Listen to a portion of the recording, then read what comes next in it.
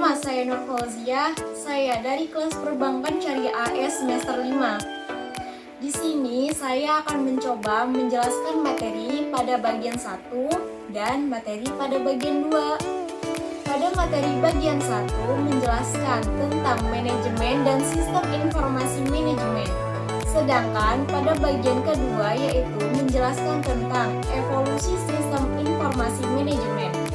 Pengertian manajemen sangat banyak dan itu semua tidak mewakili pengertian lain secara universal. Menurut Stephen, manajemen adalah proses pengkoordinasian kegiatan-kegiatan pekerjaan sehingga pekerjaan tersebut terselesaikan dengan efektif. Sedangkan menurut Ismail Solihin pada tahun 2009 menjelaskan adalah proses perencanaan, pengorganisasian, kepemimpinan, dan pengendalian dari berbagai sumber daya organisasi untuk mencapai tujuan secara efektif dan efisien. Dari beberapa definisi tersebut dapat dijelaskan bahwa 1. Manajemen merupakan sebuah proses. Ini karena seluruh kegiatan manajemen dilakukan secara berkesinambungan dan bermuara untuk pencapaian tujuan. Pencapaian tujuan dilakukan melalui serangkaian aktivitas dan mencakup fungsi perencanaan, pengorganisasian, pelaksanaan, dan pengendalian. Ketiga, pencapaian tujuan dilakukan secara efektif dan efisien. Sistem informasi manajemen mulai berkembang sejak tahun 1960. Ini didefinisikan sebagai sistem yang menjadikan informasi yang digunakan untuk mendukung operasi manajemen serta pengambilan keputusan sebuah organisasi. Sistem informasi manajemen menggambarkan suatu unit atau badan khusus yang bertugas untuk keperluan manajerial organisasi dengan pemakaian prinsip sistem. Menurut Tunggal Subali Padma, sistem informasi manajemen adalah suatu alat berupa sistem informasi untuk menghasilkan informasi yang berkualitas guna mendukung manajemen dalam proses pengambilan keputusan.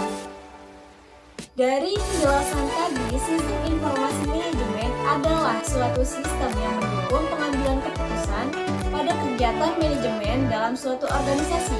Adapun tujuan sistem informasi manajemen diantaranya 1. Menyediakan informasi yang digunakan dalam perhitungan harga pokok jasa atau produk.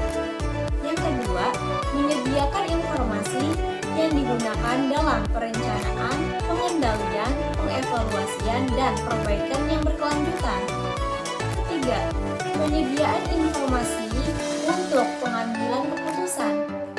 Evolusi sistem informasi manajemen mulai berkembang pada tahun 1960 sebagai akibat dari makin meningkatnya kecepatan dan kekuatan komputer. Perubahan ini telah mendorong para manajer untuk tidak hanya menggunakan komputer dan meningkatkan akurasi data, tetapi manajer berpikir bahwa kecepatan akurasi bukanlah segalanya. Yang terpenting adalah informasi yang dihasilkan harus berkualitas, dapat digunakan secara efektif. Informasi berkualitas yang telah dijelaskan tadi haruslah relevan, tepat waktu, akurat, dan lengkap. Perubahan yang terjadi dari konsep Data Processing System atau EDP ke Sistem Informasi Manajemen atau SIM ini pada dasarnya perubahan pada kepentingan. Pada periode-periode selanjutnya, bersamaan meningkatnya kemampuan komputer dan kebutuhan para manajer, maka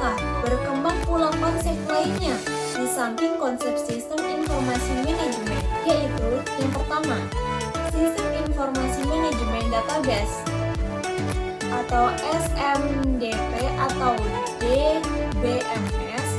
Kedua, sistem informasi perkantoran otomatisasi perkantoran atau SIP atau OA. Ketiga, sistem informasi eksekutif atau SIE atau EIS. Dan yang keempat adalah sistem informasi strategi atau Strategic Information System atau SIS. Perkenalkan, nama saya Ines Serelia, saya dari kelas Perbankan Syariah E. Dalam kesempatan kali ini, saya akan membahas tentang sistem informasi. Apa sih sistem informasi itu? Sistem informasi adalah sebuah sistem yang berguna untuk kepentingan organisasi dalam bentuk pengolahan transaksi dan pengolahan informasi untuk manajemen dalam sebagai dasar pengambilan keputusan. Sistem informasi yang baik adalah sistem yang mampu memberikan informasi yang tepat dan juga akurat. Relevansi sistem informasi dalam melakukan proses pengolahan data secara sederhana dapat dikatakan bahwasanya data yang masuk ke dalam sistem kemudian dilakukan pemrosesan data yang kemudian luaran dari hasil proses tersebut berubah menjadi sistem informasi. Adapun representatif hasil perubahan luaran informasi dapat dijadikan dasar dalam pengambilan keputusan bagi tingkat manajemen guna melakukan pengaturan proses manajemen yang efisien dan efektif. Sistem informasi dikembangkan untuk tujuan yang berbeda-beda, tergantung pada kebutuhan bisnis. Adapun sistem informasi dapat dibagi menjadi beberapa bagian, yaitu sebagai berikut. Yang pertama adalah Transaction Process System.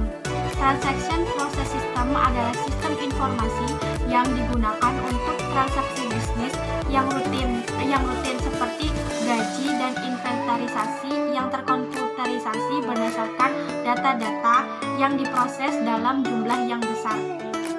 Yang kedua ada Office Automation System dan Knowledge Work System. Adalah sebuah sistem informasi yang mendukung pekerjaan data dari segi analisis informasi untuk ditransformasikan dengan cara tertentu sebelum kemudian dibagikan atau disebarluaskan secara menyeluruh dengan organisasi ataupun di luar organisasi. Sistem informasi ini pada umumnya memberikan pengetahuan baru bagi pengguna dan juga masyarakat.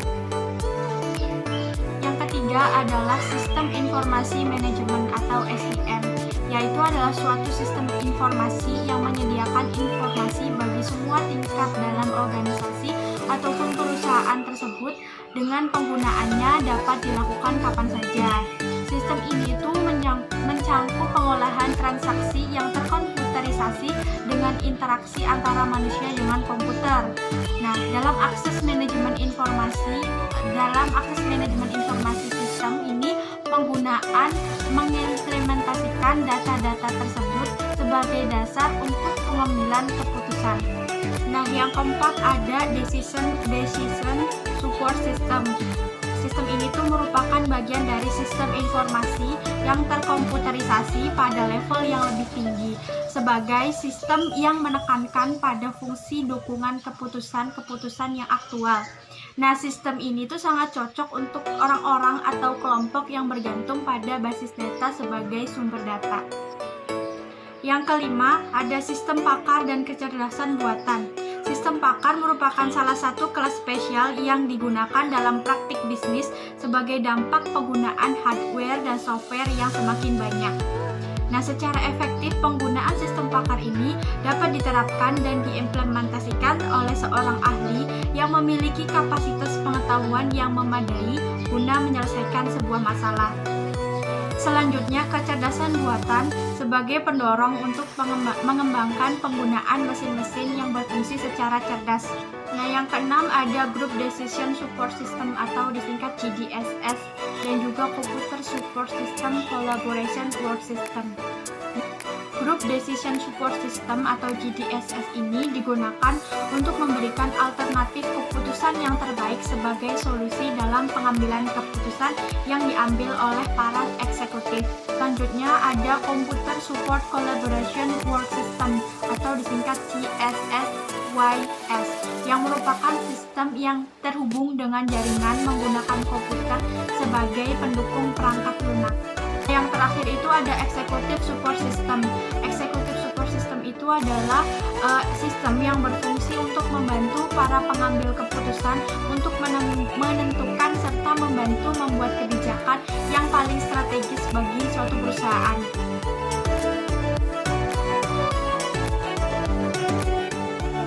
Saya Fauzia. Di sini saya akan memaparkan dan menjelaskan materi tentang manajemen dan fungsi bisnis dan sistem informasi eksekutif. Di sini saya akan menjelaskan tentang manajemen dan fungsi bisnis terlebih dahulu. Di sini manajemen sendiri merupakan proses perencanaan atau pengorganisasian kepemimpinan, pengawasan kegiatan anggota. Bisnis seringkali dikaitkan dengan usaha, perusahaan atau organisasi yang menghasilkan barang atau jasa untuk menghasilkan laba. Dan sehingga dapat disimpulkan bahwa manajemen bisnis yaitu kegiatan dalam merancang, mengelola, dan mengoperasionalkan sebuah usaha atau bisnis untuk mencapai suatu tujuan yang kita inginkan. Dan di sini juga terdapat manajemen keuangan. Apa sih manajemen keuangan? Manajemen keuangan yaitu sirkulasi keuangan yang dikelola dengan baik dan penyimpanan dana melalui manajemen keuangan ini. Maka anggaran bisnis dapat dikelola dan digunakan menurut kebutuhan. Tanpa adanya manajemen keuangan, maka data anggaran akan nihil, sehingga akan berdampak pada ketidakjelasan data keuangan yang akan mempengaruhi jalannya bisnis. Dan di sini juga terdapat manajemen strategi.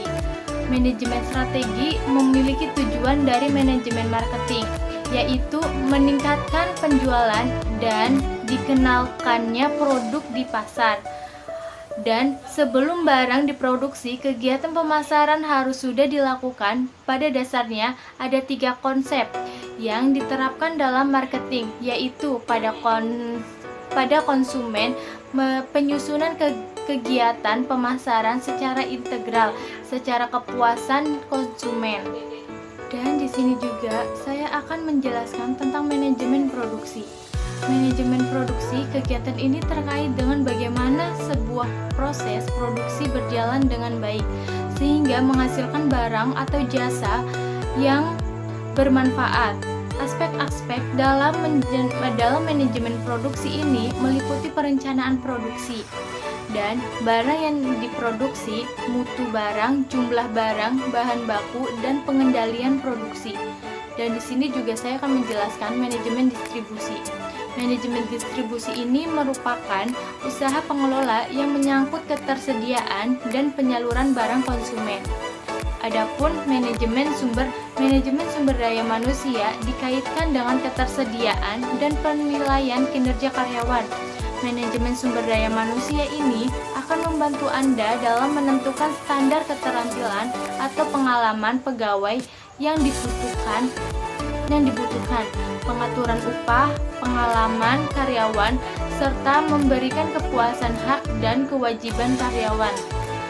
Dengan demikian, tampak jelas bahwa fungsi bisnis yaitu antara lain acquiring raw material atau bisa disebut dengan tersedianya bahan mentah, dan yang kedua manufacture raw material in full products atau bisa dibilang merubah bahan baku menjadi produk, dan yang ketiga distribusi produk to konsumen atau bisa disebut menyalurkan produk ke konsumen. Dan di sini saya akan menjelaskan tentang sistem informasi eksekutif atau bisa disebut dengan SI. Sistem informasi eksekutif adalah suatu sistem yang memberikan informasi kepada manajer di tingkat yang lebih tinggi dan atas kinerja perusahaan secara keseluruhan. Eksekutif Informasi Sistem atau bisa disebut AIS adalah sistem informasi yang menggabungkan berbagai fitur sistem informasi, manajemen, dan sistem pendukung keputusan untuk menyediakan akses informasi yang mudah dan cepat kepada eksekutif. Tingkat atas mengenai faktor-faktor penentuan keberhasilan dalam perusahaan. Dan sistem informasi eksekutif ini sangat penting untuk diimplementasikan karena dapat membantu memudahkan level eksekutif untuk dapat memantau langsung perusahaan atau organisasi yang mereka bawahi. Selain itu, dengan adanya sistem ekonomi eksekutif yang baik, maka seluruh level eksekutif dapat memantau kesejahteraan dan juga mengembangkan perusahaan atau organisasi yang mereka miliki lebih baik lagi. Dan dalam membangun sistem informasi eksekutif, para eksekutif menggunakan beberapa konsep dasar yang bertujuan memungkinkan para eksekutif dapat memantau seberapa baiknya kinerja perusahaan dalam mencapai tujuan. Dan seberapa baiknya kinerja perusahaan dalam mencapai tujuan itu, konsep dasar tersebut terbagi menjadi 3, yaitu faktor penentu keberhasilan atau krisis sukses faktor, dan yang kedua manajemen by expression atau bisa disingkat MBA, dan yang terakhir itu ada modal mental.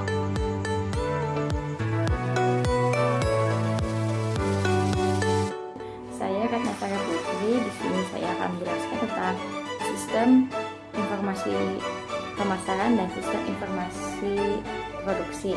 Yang pertama kita bahas dulu sistem informasi pemasaran.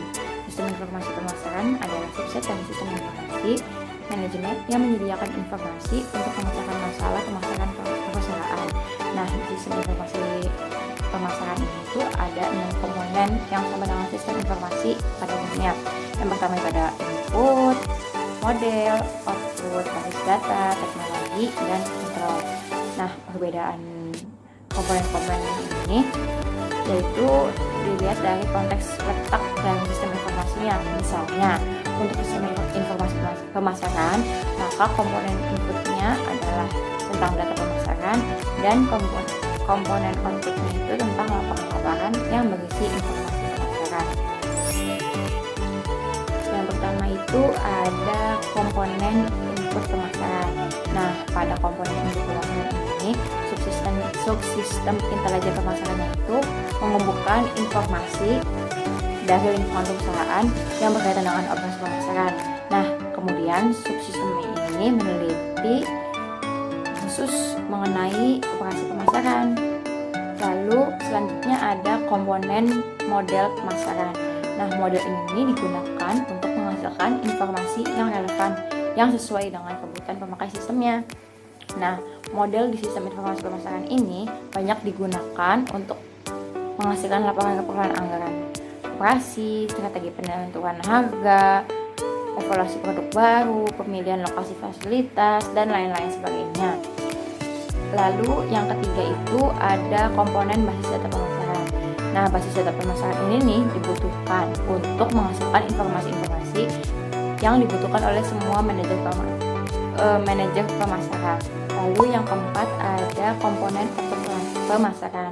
Nah, di komponen output pemasaran ini terdiri dari program-program komputer yang mengubah data menjadi informasi bagi pemakainya. Lalu yang kelima ada subsistem intelijen pemasaran. Subsistem intelijen pemasaran adalah seperangkat sumber dan prosedur yang digunakan manajer untuk mendapatkan informasi setiap harinya yang berhubungan dengan perkembangan lingkungan perusahaan. Yang terakhir itu ada subsistem penelitian pemasaran atau riset pemasaran.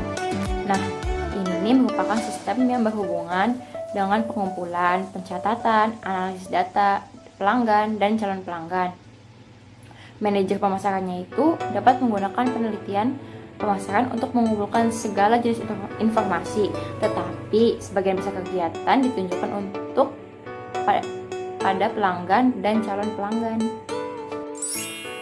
Lalu pembahasan yang kedua yaitu tentang sistem informasi produksi. Sistem informasi produksi adalah sistem yang digunakan untuk mendukung fungsi produksi yang mencakup seluruh kegiatan yang terkait dengan perencanaan dan pengendalian proses untuk memproduksi barang dan jasa. Adapun tujuan dari sistem informasi produksi yaitu 1. Merencanakan, memonitoring, dan mengontrol proses produksi agar menjadi lebih efisien. Yang kedua, untuk menghasilkan efisiensi proses produksi, akan tetapi kontrol kualitas tetap terjaga, serta menghasilkan produk yang lebih bagus.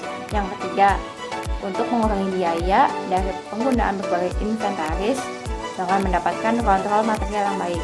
Dan yang terakhir itu untuk menghasilkan produk yang lebih tepat. Adapun ruang lingkup dari sistem informasi produksi itu yang pertama ada perencanaan produksi, yang kedua itu ada perencanaan lokasi dan tata letak, yang ketiga itu ada perencanaan kapasitas, yang keempat ada perencanaan lingkungan kerja, dan yang terakhir ada perencanaan standar produksi. Di mana perencanaan produksi itu meliputi penelitian tentang produk yang disukai konsumen. Lalu perencanaan lokasi dan tata letak itu meliputi biaya ruang kerja, biaya tenaga kerja, insentif pajak, sumber permintaan, akses ke transportasi, dan ketersediaan tenaga kerja. Selanjutnya untuk perencanaan kapasitas yaitu perencanaan dalam manajemen operasi harus disesuaikan dengan masukan yang telah diproses antara lain perencanaan lingkungan kerja dan perencanaan standar produksi. Sistem informasi keuangan. Sistem informasi keuangan adalah sistem informasi yang memberikan informasi kepada orang atau kelompok baik di dalam perusahaan maupun di luar perusahaan mengenai masalah keuangan. Informasi yang diberikan disajikan dalam bentuk laporan khusus, laporan periodik, hasil dari simulasi matematika, saran dari sistem pakar, dan komunikasi elektronik. Peran sistem informasi dalam bidang keuangan sangatlah penting bagi para pelaku ekonomi. Adapun fungsi-fungsi tersebut antara lain adalah yang pertama, untuk menentukan hasil dari pada pelaksanaan operasi perusahaan, meliputi adanya pemisah keterangan jumlah barang dan uang dari catatan-catatan perusahaan, serta membuat laporan untuk pemimpin. Yang kedua, untuk dapat mengikuti jalannya harta dan hutang perusahaan. Di dalam fungsi ini meliputi pemeliharaan terhadap bermacam-macam buku dan rekening seperti kas, rekening milik, dan lain-lain. Yang ketiga, untuk mempermudah perencanaan kegiatan-kegiatan perusahaan, tindak lanjut daripada pelaksanaan dan perbaikan dari rencana-rencana. Dan adapun penyusunan sistem informasi keuangan suatu perusahaan mempunyai beberapa tujuan yang harus dipertimbangkan baik-baik, yaitu yang pertama, sistem informasi keuangan yang disusun itu harus memenuhi prinsip cepat. Kedua, sistem informasi keuangan yang disusun itu harus mempunyai prinsip aman. Yang ketiga, sistem informasi keuangan yang disusun harus mempunyai prinsip murah. Sistem informasi sumber daya manusia. Sistem informasi sumber daya manusia merupakan gabungan MSDM sebagai suatu disiplin yang utamanya mengaplikasikan bidang teknologi informasi ke dalam aktivitas-aktivitas MSDM, seperti dalam hal perencanaan dan penyusunan sistem pemrosesan data dalam serangkaian langkah-langkah yang terstandarisasi dan terangkum dalam aplikasi perencanaan sumber daya perusahaan atau Enterprise Resource Planning atau disingkat ERP. Hubungan antara teknologi dan sumber daya manusia sangat erat kaitannya dengan berkembangnya teknologi, maka akan mengefisiensikan tenaga manusia dalam proses operasi suatu perusahaan. Secara keseluruhan, sistem ERP bertujuan mengintegrasikan informasi yang diperoleh dari aplikasi-aplikasi yang berbeda ke dalam satu sistem basis data yang bersifat universal. Adapun fungsi-fungsi sumber daya manusia memiliki 4 kegiatan utama, yaitu yang pertama perekrutan dan penerimaan, yang kedua pendidikan dan pelatihan, yang ketiga manajemen data, yang keempat penghentian dan administrasi tunjangan. Ada pula model sistem informasi sumber daya manusia meliputi 3 subsistem, yaitu SIA atau sistem informasi akuntansi, yaitu menyediakan data personel yang berkaitan dengan keuangan. Yang kedua, penelitian sumber daya manusia yang berfungsi untuk mengumpulkan data melalui proyek penelitian khusus. Yang ketiga, intelijen sumber daya manusia yang berfungsi mengumpulkan data yang berhubungan dengan sumber daya manusia dari lingkungan perusahaan.